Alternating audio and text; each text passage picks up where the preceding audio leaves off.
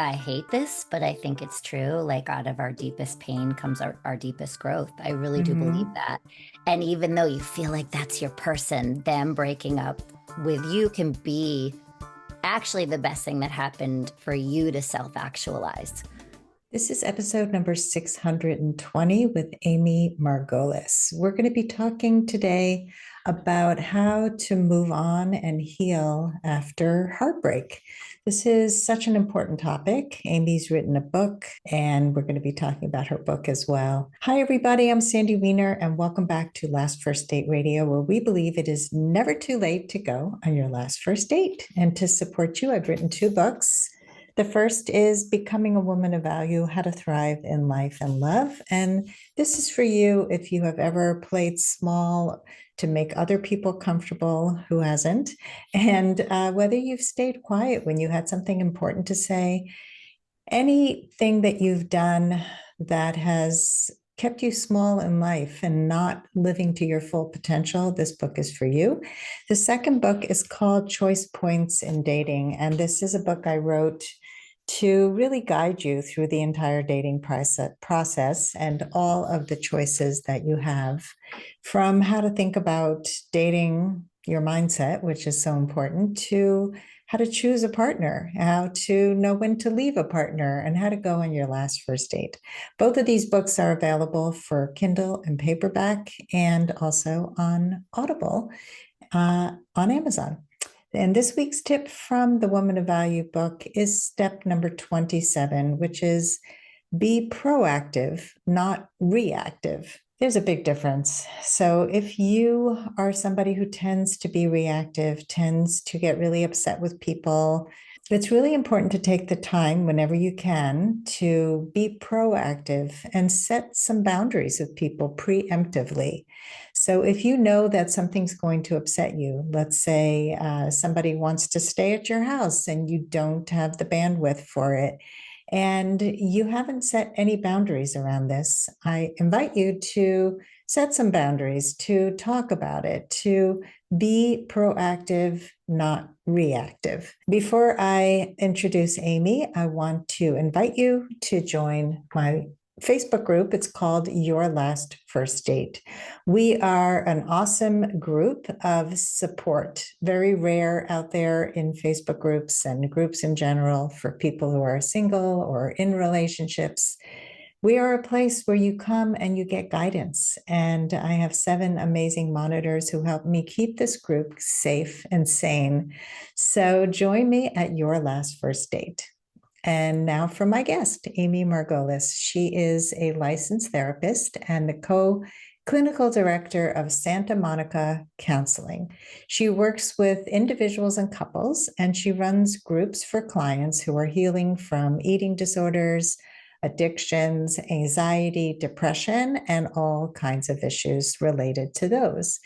Outside the clinical world, she is a trained actor. She is focused primarily on doing voiceover work, and she's worked for Nickelodeon and Netflix, Disney, many commercials, podcasts, and video games. She mostly loves being a parent, being a mom. She's married to Hank, and together they have 3 kids, a dog, and a cat. Welcome to the podcast, Amy. Thank you so much, Sandy. Thank you for having me. Well, I'm excited to have you to talk about heartbreak, grief, all the stuff about how to move on, how to process all of it. But first, you wrote a book, and I know that's no easy feat. And it's called Here's the Memo. Yes. And it's got a little bit of everything. We were just talking about how it's written for women, and Yes. some of it is your story, your own personal journey. You talk about lots of things. So tell me, Yes. why did you write this book? I grew up in a time where there was no internet, and I grew up in New England where in a family who didn't talk about anything, and I became anorexic. So recovering from that was just, it's one thing to start eating and get to a normal weight. It's another thing to recover from the mindset. And just, I had to do a lot of self discovery and work. And I always wanted to write a book about, everything I've learned and all the ways that I recovered myself. But I think that call became really loud in the last few years. Just women in my practice, women in my life, how they're constantly robbing themselves of joy, pleasure, fun, fullness because of the outside appearance. And so I did a whole chapter on that and body image. But then the book kind of became one-stop shopping for the different phases of your life, like dating, marriage, going after your goals and dreams, grief, all the things. So my first book is kind of one-stop shopping for women as they navigate the different chapters. Yeah, and I think it's good. It's good. You have exercises, it's very practical, but it's also fun to read. And I remember reading about your heartbreak when you lost your virginity. Would you would you care to share that? Because I think that's a good segue into this Sure. Oh my topic. gosh, that's a funny story. I feel like that would be a good lifetime after school special. Yeah. So, I grew up, my mom, well, we were Catholic, and my mom was very like, you save yourself for marriage. And my dad somehow was kind of a hippie, and he told me how important sex was. So I was confused, but he seemed to be the happier parent. So I just remember, saying to my friend in history class, I sent her a note. I'm like, we need to lose our virginity. We need to know what we're doing. So we'll be good at it when we get real boyfriends. And then that summer, I got my opportunity at Cape Cod. I was a mother's helper on the Cape, and I met a guy. And I was like, that's it. He's the one. And I lost my virginity to him. I was 16. He was 21. I don't even know if he knew my name. And the next day I was just devastated. And I called him and, can I come take your picture? This is so precious to me. I lost my virginity. He's like, who is this chick? So anyway, of course I stopped by to see him and he wasn't there. Very smart man. And but I realized for me, like, I I'm not a casual sex person. I'm more of a commitment person. And yeah, I mean, I was so young and whatever, but that was the pivotal event that then I was like, well, I'm going to lose weight. Like that'll make me feel better. And I think I was 120 pounds. I had no weight to lose. And that's what started the whole anorexic cycle. But that's so funny you asked about that. Well, it was an interesting story, and I Yeah, think it's relatable. There are a lot of people who that first love is unrequited. It is, you yeah, think it's going to be something, or you think you're okay with just let's learn about sex and we'll apply yeah, it to our future partners, and you yeah, don't realize you're going to get attached. So we're going to talk about all of those topics because I think yeah, it's just very relevant to so many yeah, people, even though this happened to you so long ago. It's that yeah, self-blame. Maybe there's something wrong with me that yeah, I think we need to talk about. So yeah. let's first start with grief. What does it look like? How does that process work after a breakup? Most of your listeners and you definitely know the stages of grief by Dr. Elizabeth Kubler-Ross. She came up with them in 1969. So the five stages are denial, bargaining, anger, sadness, and acceptance. And then in, I think, 2004, she wrote a book with David Kessler and they came out with a sixth stage, which is meaning. So I think all grief kind of that's like a blueprint for all grief. And there's no particular order to go through those stages. And so I think that's true for breakups. I mean, most people land in therapy when they're stuck in the bargaining stage where they're obsessing. They can't stop obsessing about the ex. And if I did this different, or if I was prettier or funnier, they wouldn't have left or whatever. So that's when most people land in therapy with me, is they just don't know how they're going to get over this. So that's at the bargaining stage where it's like, why Yes. didn't it? Yeah. Yes, and I think, it that obsession, although it's so painful because you just want to leave your brain or shut it off, I always say like the three C's, it gives you a cover for the deeper sadness, like the real deep sadness. It gives you connection to that person, like you still feel connected, and it gives you like the illusion of control. If I were different, the outcome would have been different. So it's compelling to stay stuck there for those reasons. Yeah. And I think people fantasize and make people into something they're not. I mean, Yes. relationships are so complex, and we need to kind of dissect this a little bit. So why do people get so attached to the people that they're dating? Like, it's so quick. You had that one Yeah. one date, you lost your virginity, and he's the one, Yeah, yeah, right? and later in the book, I share about this isn't his real name, but I share about a guy named James who I was with for 3 months, and he left, and I obsessed for a year. A year. I thought I Mhm. was crazy, but I was convinced he was my husband. So what happened, And so I don't, there is a psychologist, he's still around, Harville Hendricks, that came up with the Imago theory. And so the theory is we're all in a theta state, which is a hypnotic state, ages 0 to 7. And we're soaking up the relationship of our caregivers, how they treat us, all the things. And we're making decisions about ourselves and the world. And we're developing our attachment style.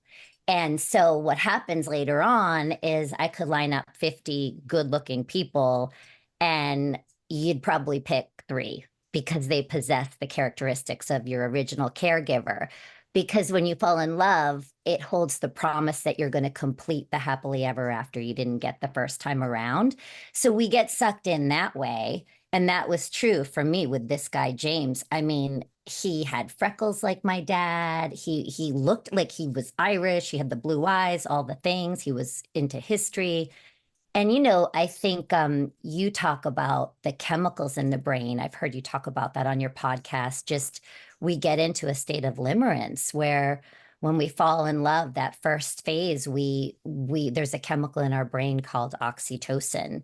And it's the same bonding feel good hormone that shoots off when you're breastfeeding your baby. So we feel really bonded to this person, like they're our solution, and they're actually not. So I think those would be the reasons I would say we get so attached.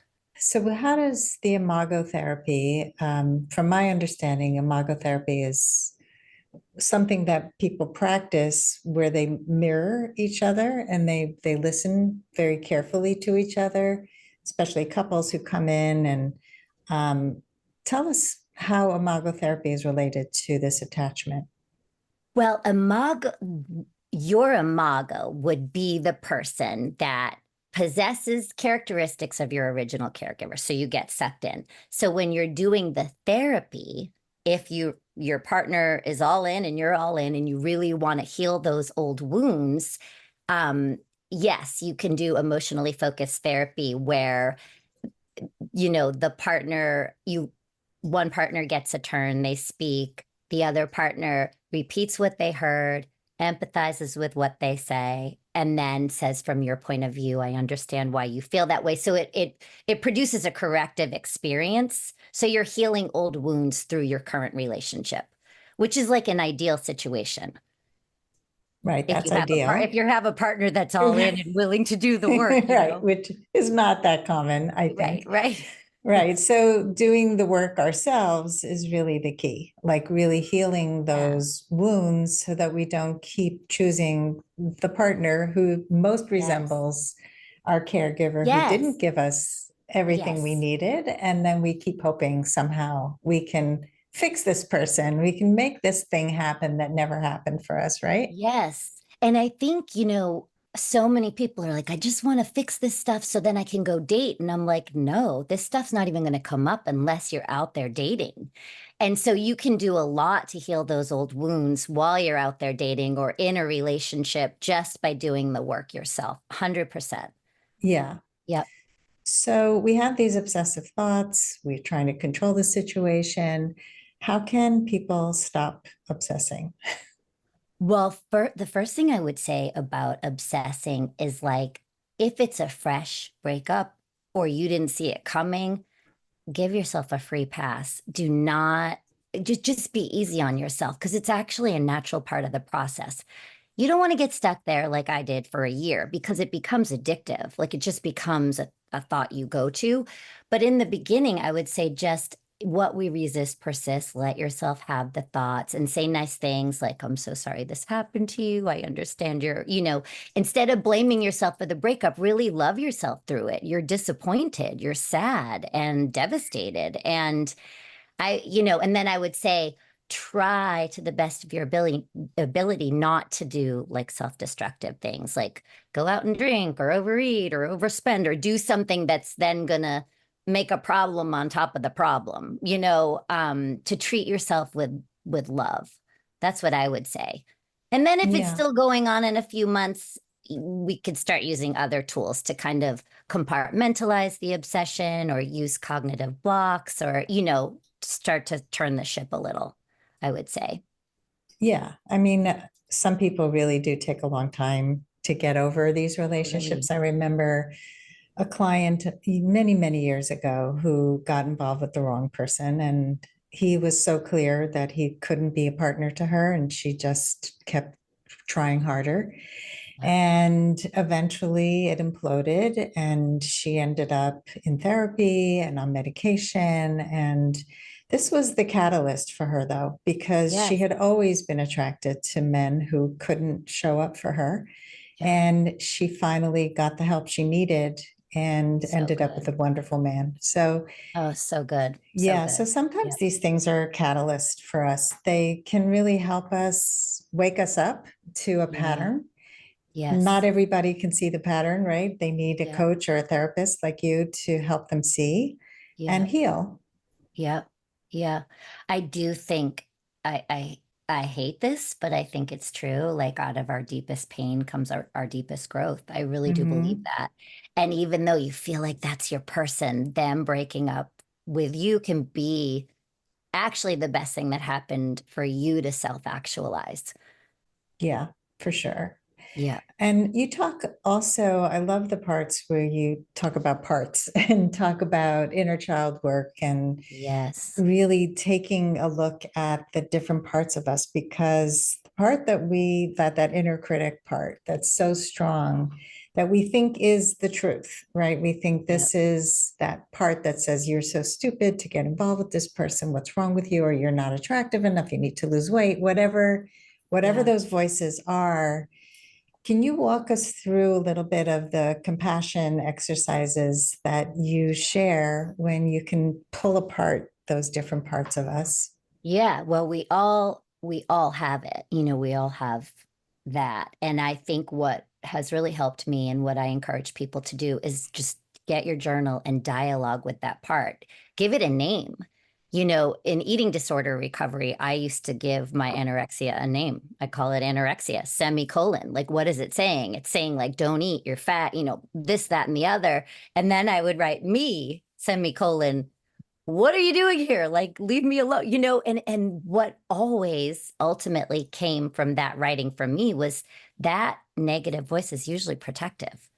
Like, if I don't ride you, you're not going to be okay. Or if I don't criticize you, you're not going to move forward. And it's really not the truth, but that part of us is not our enemy. But I think it's so important to do the writing to externalize the voice because so many people are walking around with these inner monologues and they think it's them. It's not you. You are the observer. If you can see it like, oh, I don't have to think this way, that's the real you, right? So the writing and the externalizing of the voice and giving it a name and talking to it, I often do when I'm going through something like the adult in me is okay, but I feel like I'm having a tantrum. So I'll do the writing, like I'll give my little girl a voice, my teenage girl a voice, and get them all on the same page. And then I take the lead. You know what I mean? But we all have that. That's like internal family system therapy. And just it helps you integrate when you can give everybody a voice. Yeah.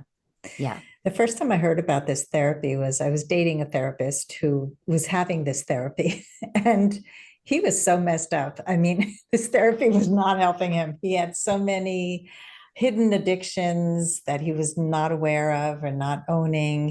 Yes. And when I finally broke up with him, he was the only guy who was spiteful. The only one I've ever broken up with who was so nasty to me and Yeah. sarcastic. And And I think about that, like I don't know what he was doing in therapy, but it got me thinking about the parts. And I think it's important work because we are comprised of many, many parts. Yeah. And we have our little child part, and we have our teenage self, and the one that has those temper tantrums, the little toddler in us, Yeah. we want what we want. And sometimes we get stuck in some of these phases of our Yes. growth. And Yeah. we go back there and go, what are you doing? But I have to It's tell you, interesting. go Well, ahead. I want to say something about that. It's interesting you say that about that ex. I had a supervisor say to me once, if a person has an active addiction, they have to get sober before they do that deeper work, because that work is Mm. very triggering and chaotic. I don't know if I subscribe to that because I think you can do your work and that could get you sober, but it sounds like it wasn't really helping that gentleman who broke up with you, Well, they you know? were they were subtle addictions. It wasn't like alcohol. He was a smoker. I'll give Yeah. you a brief example. He was a Yeah. smoker who had switched to e-cigarettes. And so this was right at the beginning. This is a long time ago, probably 8.5, 9 years ago. And that's when you could have these flavored Yes. tobacco that like oils or something. And he would put, and it didn't smell like cigarettes. And he told me that he was reducing the level of nicotine as he went. And I said, oh, okay. I wouldn't have dated him if he was an active smoker. So this was a promise. Then he told me he also had debt and that he was going to pay it down. That never happened. Then on top of the debt, he was purchasing things and making like plans to go on vacations with me and travel, and he had no money. Wow. He was in Wow. big debt. And so I told him, like, this is really important to me. This doesn't, I feel unsafe Yeah. with you Yeah. because you're not taking care of your finances. You're making purchases that you can't afford. You're living beyond your means, and that doesn't feel safe to me. Yeah. And he never lowered the nicotine. I just said, this was sort of, there was a test here because you promised something, you didn't go through with it, and we were done. But it wasn't like, I think to a lot of people, those things wouldn't have been as obvious. Yeah. The purchase of the nice pair of shoes that were on sale for $200. You don't buy those Yeah. shoes if you're Yeah. $30,000 in debt Yep. on credit Yep. card debt that is Yes. Yes. accruing interest daily. Yes. That made me want to have a heart attack. Yeah. So yeah, it was, they were addictions, but they weren't like these big in your face drug addiction, alcohol addiction. It's not like I saw him down, 6 pack of beer every No. time we were together. But you So saw no accountability. that's the problem. Yeah. Yeah. Yeah. And that's False not who you, promises. yes. Yes. Yeah. I And get it. that's Yep. that's the key. That's exactly the values that are important to me: Yep. accountability, words follow actions. Totally. Yeah. Integrity. Yes. Let's take a quick break to hear from our sponsors. This episode is brought to you by Amazon Music Unlimited. You can listen to over 70 million songs and thousands of playlists and stations. Plus, you can now stream your favorite podcasts like Last First Date Radio. You can listen to any song, anytime, anywhere, on any of your devices. Get Amazon Music Unlimited for free for 30 days. Just head on over to getamazonmusic.com/last first date to learn more and claim this offer. After a breakup, what I tell clients is to look for what wasn't working, because a lot Yeah. of times we blow this person out of proportion. We say this like they were the one after you haven't even met them yet half the time, and the person ghosts you and you're devastated. But they never were the one. They never even were in existence. Yeah. And so, first of all, why do we do this? Why do we make such big deals out of people, even when it's been 3 dates? It's been, a week of dating. We can fall apart for a very long It's time. so funny because as a younger person, I mean, I've been married forever now, but I was crazy. I was boy crazy. I would meet men at bars. I'd come home. I'd be writing my first name with their last name. I was crazy. So I totally understand it. I mean, for me, I think it came from my attachment wounds, obviously, growing up. I think it also came from, I was really socialized as a kid to believe your husband will complete you, your family will complete you. Like it wasn't about career. It was like, yeah, graduate from college and get married already. And definitely don't move away. Just, I just think I was raised to think, and there's a lot in the media that supports that with fairy tales and rom-coms. And I think for me, I was trying to fill an emotional hole. And my happiness was right around the corner when I met my partner. And I was on the hunt. That was my dating, that's what it was about. I had a great time, but I was like, looking for a husband. And the funny thing is like my husband didn't complete me. And in fact, when I met him, I had a lot of work to do. That's just the truth. A lot of attachment stuff came up for me. And I met him, I knew he was the one, and I was crazy about him, and a lot of pain came up. And I think And it's that's, important to say that because I think people don't talk about that enough. Well, if this was right, I wouldn't be in pain. No, maybe because this is right, you're feeling your pain and you get to heal it? yeah, I actually think that's the true meaning of the word soulmate, that they Yes, help to refine your soul. They help to refine who you are because they see you and they bring out the parts of you that are hidden when you're not authentic, when you can't be yourself. And yeah, so it's all the wounding. We need to be in relationship to I heal. know, I We know. can start the process on our own, right? But a lot Yeah, of people are waiting to be perfectly healed to yeah. have that relationship. And I think it's a big misconception. So I'm glad Yes. that you brought that up.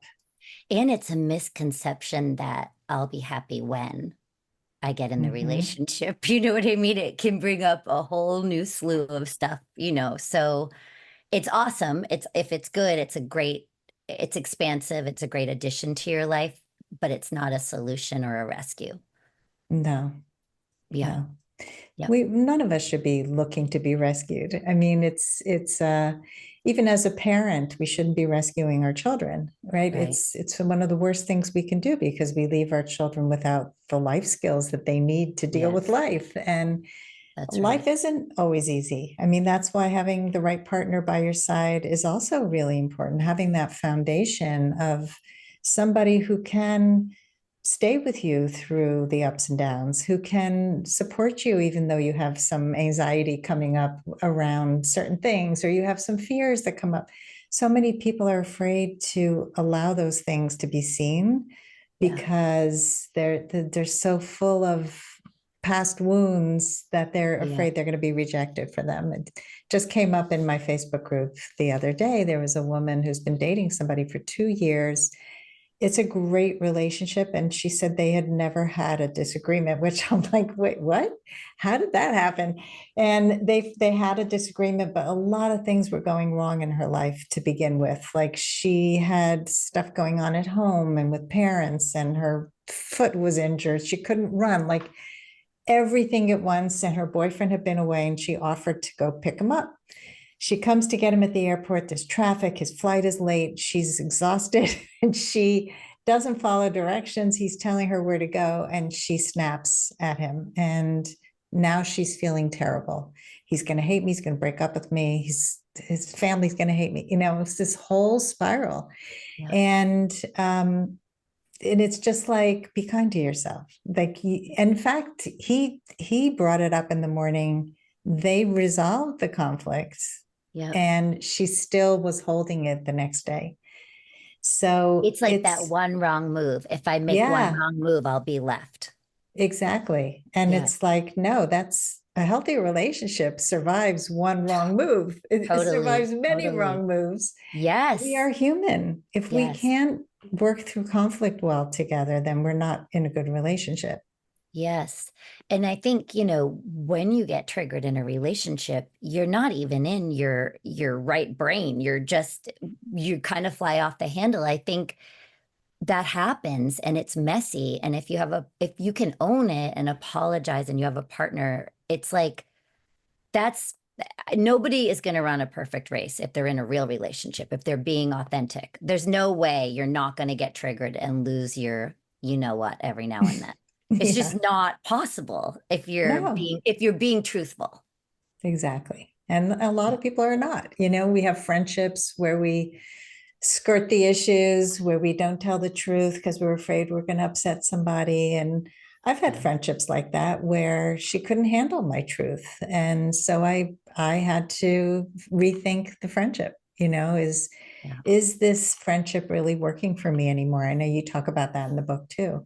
And Yes. it's the same kind of grief, the same kind of breakups that we do Yeah. with friends as we do with partners.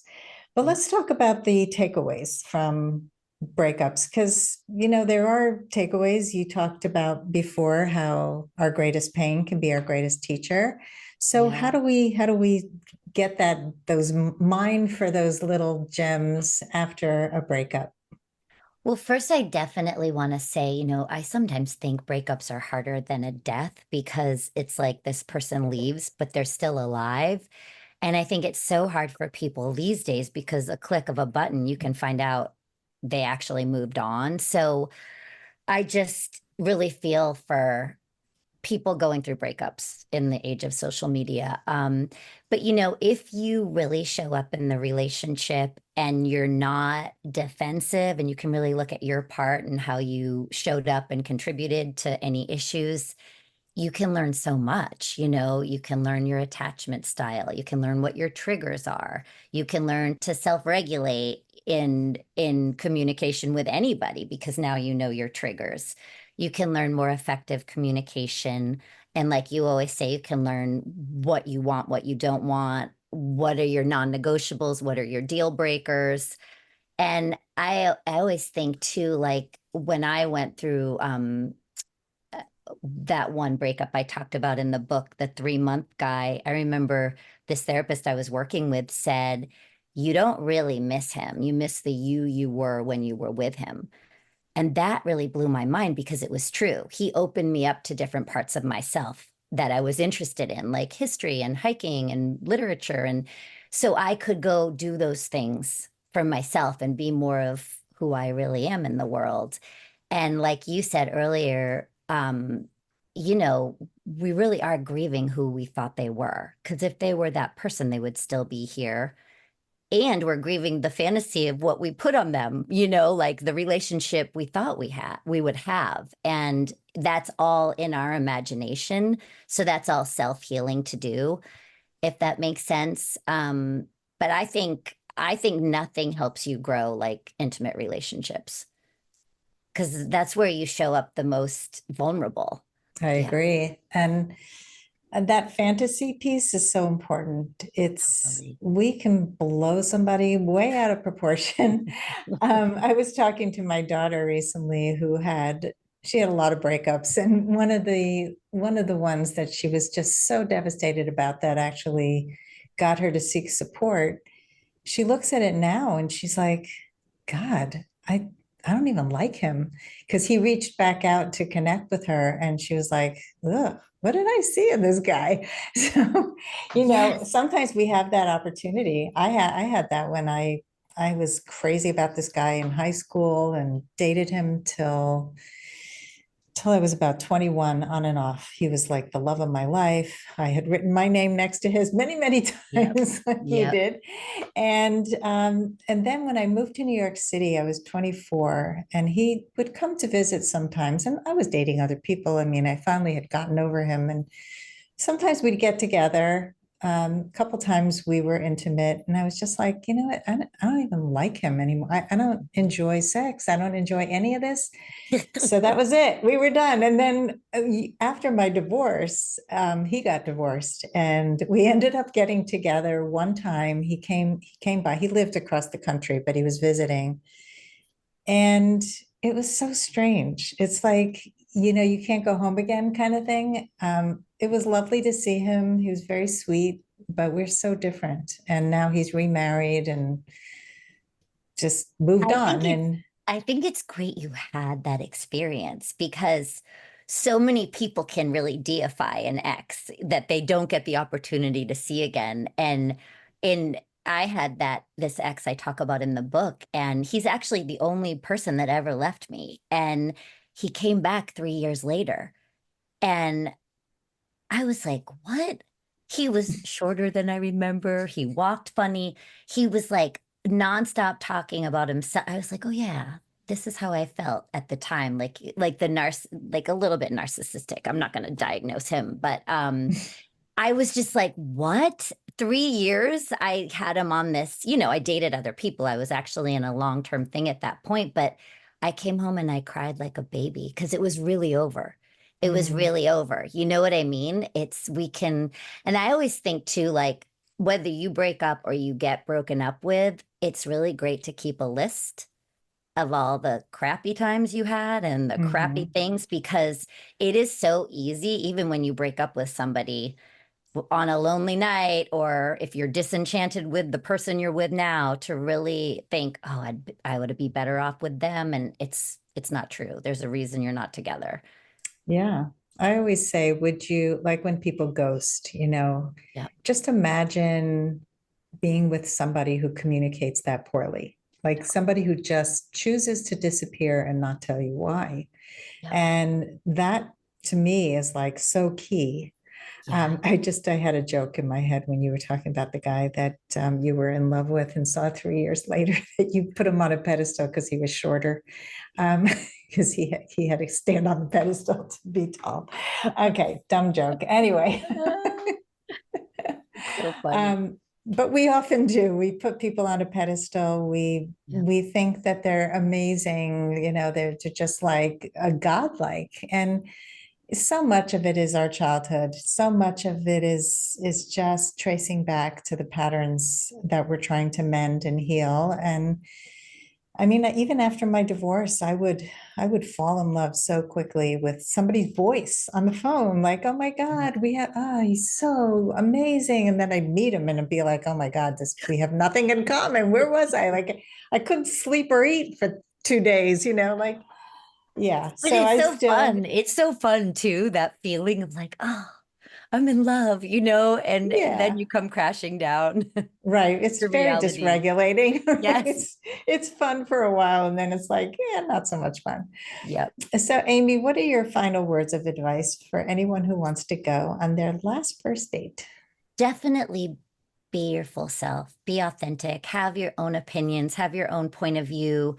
Don't be performative, because that doesn't last. And you want to show up as the real you to the best of your ability. And I always tell my clients to try to live from the inside out, because it's so easy to be like, what do they think of me? What's going, and instead come back to yourself and like, how are you feeling with them? Like, what are they saying? How are they showing up? And there's that famous saying, when people tell you who they are, believe them. Don't marry potential.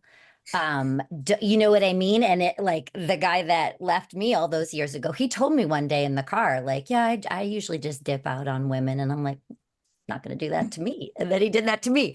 So I would say too, like, remember that they're not your solution. Like, as much as we want to believe like we're going to be happily ever after, like a fairy tale, look at them as like an expansion, like a yes, and my life is good, and and be as happy as you can single. Be as happy as you can, because like, happiness is not around the corner. Happiness is like right here, right now. It's a state of mind kind of thing. I Mhm. wouldn't wait for the person, because it puts way too much pressure on the relationship. So that's what I would say. Yeah, Just, those are all great things. Checking in with yourself. Don't be so, I hope they like me, yeah, because that's how most people date. It's certainly how I used to date before I did this work. yeah, yep, Please pick me, pick me. Oh my God, am I good enough? And so many people who are dating later in life feel like they're too gray, they're too wrinkled, their yeah, bodies aren't what they used to be. And, yeah. And I think oh, it's normal to feel that way. Dating is so vulnerable, right? it I is. think our first thoughts are going to be that way. Like, oh my God, is my great, But what I'm saying is, like, that's all normal. Give yourself a little pat. I love you. I'm proud of you for showing up. Let's see how we think. Let's see what we think of them. Really just go with your second thought, is what I would say. Yeah, yeah. Well, this is a rich conversation about breakups and how to find love and how to heal your wounds and so many important things. Amy, how can people find you? So honestly, I am redoing my website that looks like it's from the 1930s. So if people want to find me, they can find me on Instagram at Here's the Memo, or they can just email me directly, Amy at here'sthememo.com. So yes, that's about it. Awesome. Okay. Well, go get Amy's book. Here's the memo. You can find my book on Amazon. There's an audiobook, a Kindle, a paperback, Barnes and Noble, Book Baby, all retailers. All Thank you, right. Sandy, for having Thank me. you. Yeah. Thank you. Okay. And thanks everybody for listening. If you love our show, please give us a rating and review on Apple Podcasts. It always helps. And share it with your friends. And as always, here's to your last first date. If you are ready to get unstuck, gain new tools, become more empowered, and finally find your last first date, I'd love to talk to you. Fill out an application to be considered for a complimentary half-hour love breakthrough session at lastfirstdate.com/application.